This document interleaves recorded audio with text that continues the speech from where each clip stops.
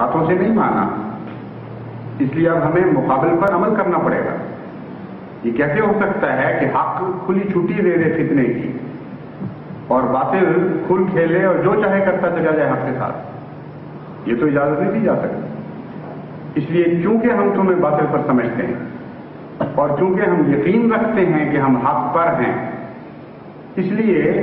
ہمارا حق ہے کہ ہم تمہیں زبردستی روکیں۔ تم نے فتنہ پھیلانے میں کوئی کسر چھوڑی نہیں ہے، باز نہیں آ رہا ہے، سمجھایا تمہیں کئی دفعہ کئی طریقے سے کہ بس کرو، کافی ہو گئی، لیکن رک نہیں رہے۔ تو اس فتنے کا تو پھر یہی علاج ہے کہ تمہیں سنسار کر دیا جائے۔ حضرت شعیب کی قوم نے بھی ان سے یہی سلوک کیا۔ چنانچہ قرآن کریم سے پتہ چلتا ہے کہ انہوں نے کہا لَنُخْرِجَنَّكَ يَا شُعَيْبُ وَالَّذِينَ آمَنُوا مَعَكَ، اے شعیب تمہارا ہم نے یہ علاج سوچا ہے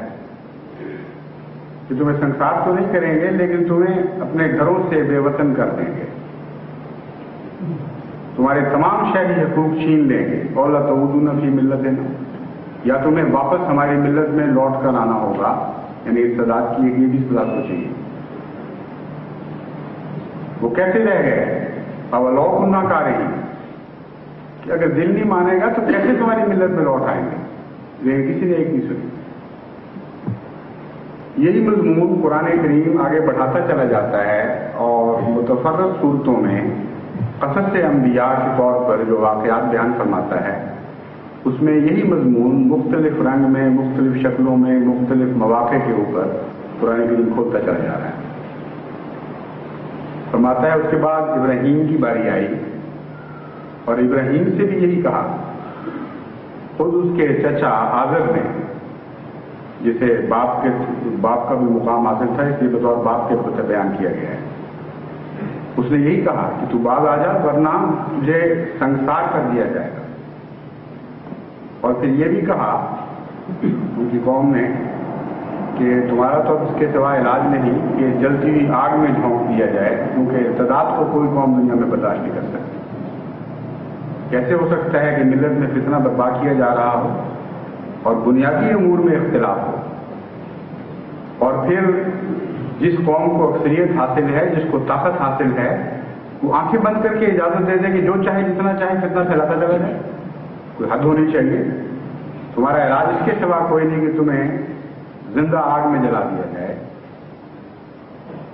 پھر قرآن کریم حضرت شعیب کے علاوہ صالح کا بھی ذکر فرماتا ہے، ہود کا بھی ذکر فرماتا ہے، حضرت لوط کا بھی ذکر فرماتا ہے، اور ہر طرح پھیر پھیر کر ان کے آیات کے ذریعے اس بات کو ثابت کرتا چلا جاتا ہے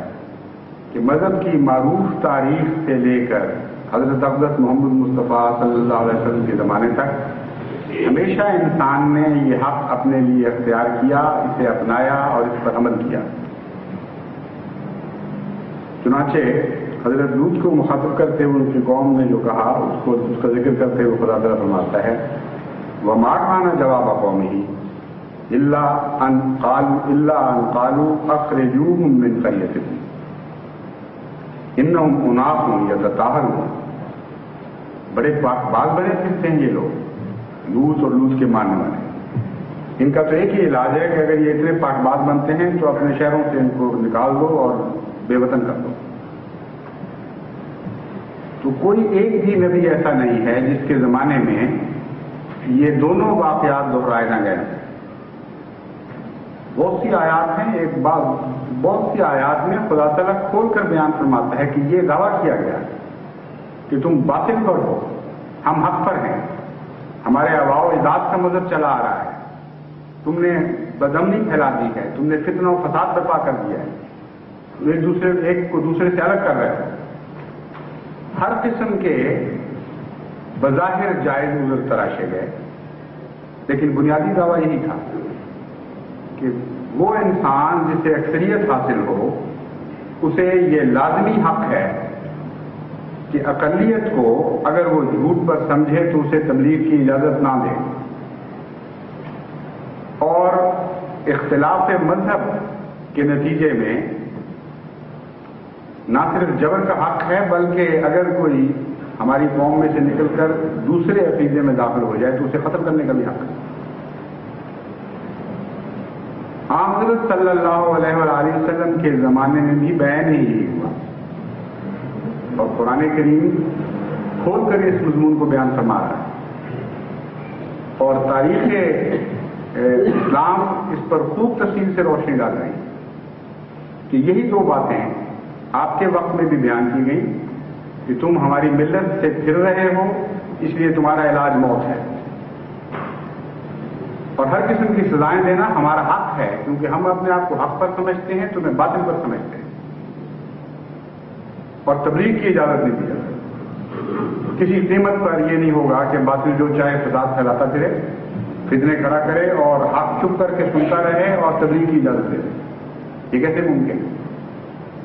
چنانچہ حضرت صلی اللہ علیہ وآلہ وسلم اور آپ کے ساتھی شدید تکلیفوں اور مصائب کے باوجود جب تبلیغ سے رکے نہیں تو وہ مشہور واقعہ جو عام طور پر مسلمان بچوں کو بھی علم ہے وہ پیش آیا کہ ابو طالب کے پاس ان کی قوم گئی اور بڑا واویلا کیا اور کہا کہ دیکھو تمہاری پناہ حاصل ہے تمہارے نتیجے کو، لیکن چونکہ اب فتنہ و فساد کی حد ہو گئی ہے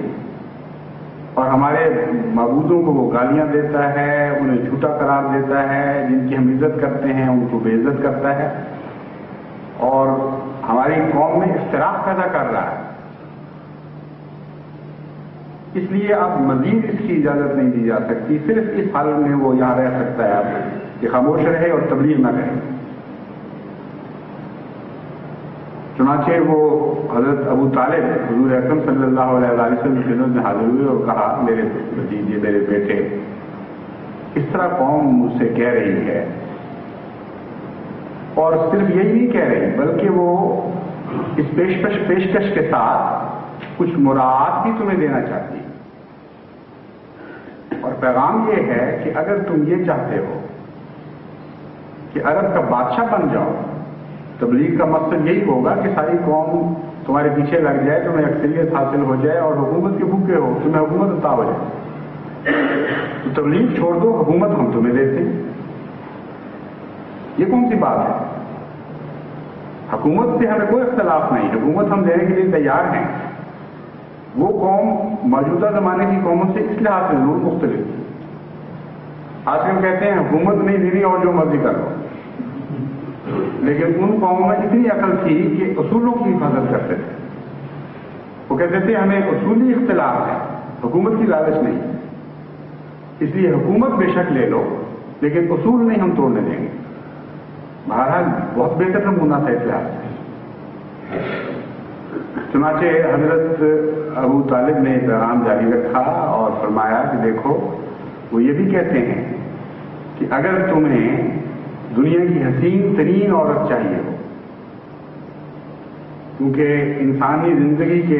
کی جو دوڑ ہے، جو جدوجہد ہے، اس میں حکومت بھی ہے اور عورت کی تمنا بھی ہوتی ہے، اور بے انتہا فساد جو سوسائٹیوں میں پھیلا ہوا ہے اس میں یہی چاہت پیچھے سے کام کر رہی ہے۔ چنانچہ کیسا اچھا نفسیاتی نظریہ کیا انہوں نے کہا تم انگلی رکھو اور عرب کی حسین ترین دوشیزہ ہم تمہاری خدمت میں حاضر کر دیں گے،